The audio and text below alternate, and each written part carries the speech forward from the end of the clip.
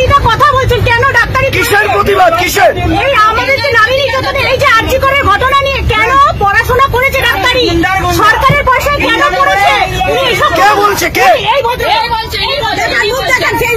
এই দেখুন, এই ভদ্রলোকের মুখ দেখুন, এই দেখুন, দেখুন দেখুন, তিনি আরজি করের ঘটনা এই দেখুন, এই দেখুন, এই দেখুন।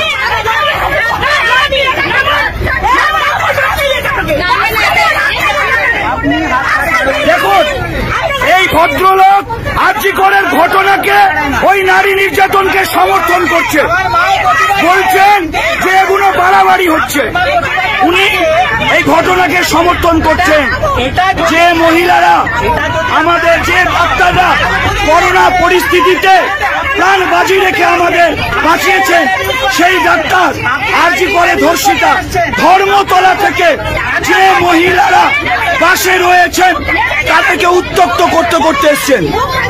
কোথা থেকে আসছেন আপনি? আমি আকাশবাণী থেকে উঠেছি, উনি তখন থেকে কন্টিনিউয়াসলি বলে যাচ্ছেন। কি বলছেন? এই কেন মিছিল হচ্ছে, কেন প্রতিবাদ হচ্ছে, কেন রাস্তায় জ্যাম হচ্ছে, কেন বাস ঘুরিয়ে নিচ্ছে, এত অসভ্য অসভ্য কথা বলছেন উনি।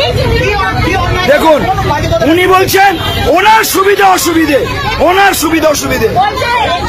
এরকম ডাক্তারদের যখন সরকারি পয়সা ফ্রিতে পড়াশোনা করছে তখন মনে ছিল না? এই ধরনের বলছে। দেখুন দেখুন,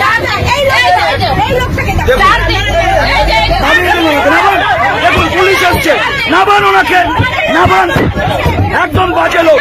দেখুন পুলিশ এসে নামিয়ে দিচ্ছি না। রাখুন, যে পাড়ার ইনি সেই পাড়ার লোকেরা চিনবেন। এই ভিডিওটাকে ভাইরাল করবেন। এটা 71।